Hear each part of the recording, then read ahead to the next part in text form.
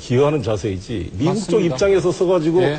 이거를 폄하하고 오히려 이것을 공격함으로써 한미 FTA 전체를 부정적으로 보려는 시도는 적절치가 않다고 다시 생각이 듭니다. 말씀드리지만 왜 저는 그러냐면 개성공단 원산지가 인정돼야 된다 본 사람이에요. 그런데 그렇습니다. 왜 그 조건에 한반도 비핵화라든지 이거는 아까 말씀드린 것처럼 북한이 생각하는 비핵화하고 미국이 생각하는 그 비핵화 문제가 개념이 다릅니다. 현재 육자회담이 합의가 돼서 합의가 돼서 이행관계까지 실천위원회가 만들어되고 있는 상황입니다. 그러니까 잠깐만요. 비핵화 그런데 문제가 핵 불능화 문제까지 지금 북미 간에 합의가 돼가고 있는 상황 아닙니까? 자, 알겠습니다. 이해를 네. 하는데 그런데 이혜영 교수님 마무리해 주세요.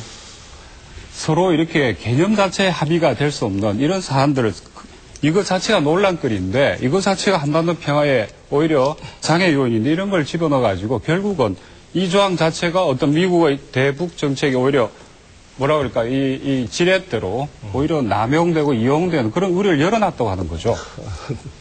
자, 알겠습니다. 예. 기사가 돼서 굉장히 이 협정 내용 가지고 물론 뭐 그 자구가 다 나온 건 아닙니다만 지금까지 알려진 내용만 가지고도 이렇게 굉장히 좀 논란이 있는 건 틀림이 없네요.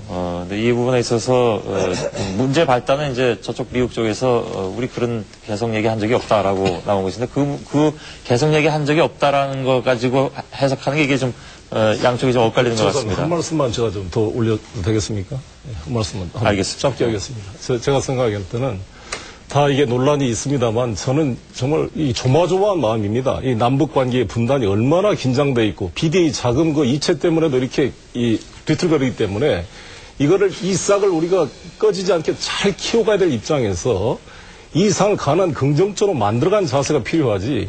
미국에도 반대하는 사람이 있고요. 아까 말씀드린 대로 우리 한국 사회 내부에도 마땅치 않은 사람들이 많습니다. 이 한반도의 비핵화 과정들이 이제 진전되는 이 기회의 창을 닫지 않도록 우리가 같이 노력해서 그 말씀은 같은 사람도 긍정적으로 보려는 자세가 필요하다. 동의합니다. 예, 송 의원님 그 말씀에 반대할 사람은 없는 것 같은데요. 문제는 지금까지의 북미 관계라든가 이런 특히 북핵과 관련한 북미 관계가 워낙 유동적이었고 또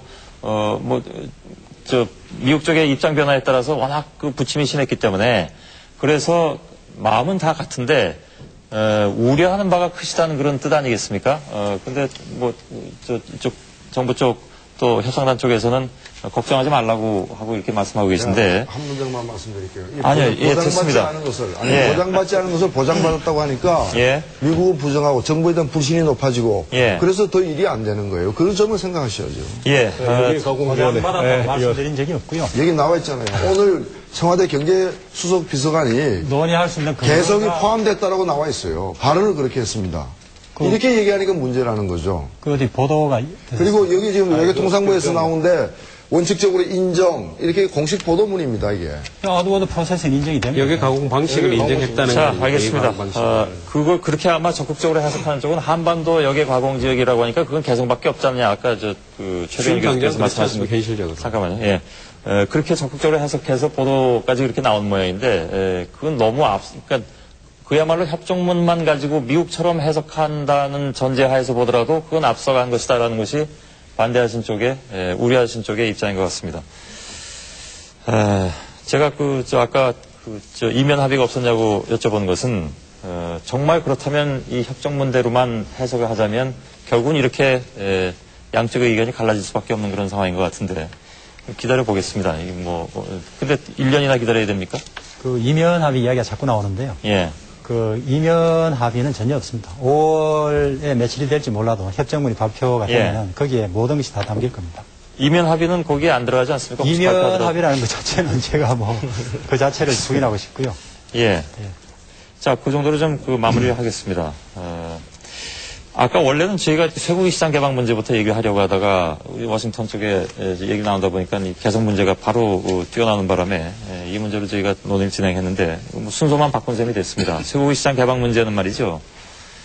한국이 미국산 쇠고기를 전면 재개방하지 않으면 미 의회가 FTA 합의를 승인하지 않을 것이다. 계속 압박을 가해오고 있습니다. 바티아 부대표 역시 이런 사실을 한국 측에 주시겠다 이렇게 얘기하고 있습니다. 협상 당사자로서 김정은 수석 대표께서 정확하게 협상 결과가 무엇인가? 이게 좀 궁금하네요. 근데 너무 길지 않게 좀 말씀해 주시죠. 우선 쇠고기는 제가 이렇게 담당이 직접 아닙니다. 제가 한미 FTA 협상 수석 대표고요. 그 쇠고기 검역 문제는 FTA 사안이 아니었기 때문에 오히려 우리 민동석 차관께서 좀 답변해 주세요. 제가 할까요? 예. 예.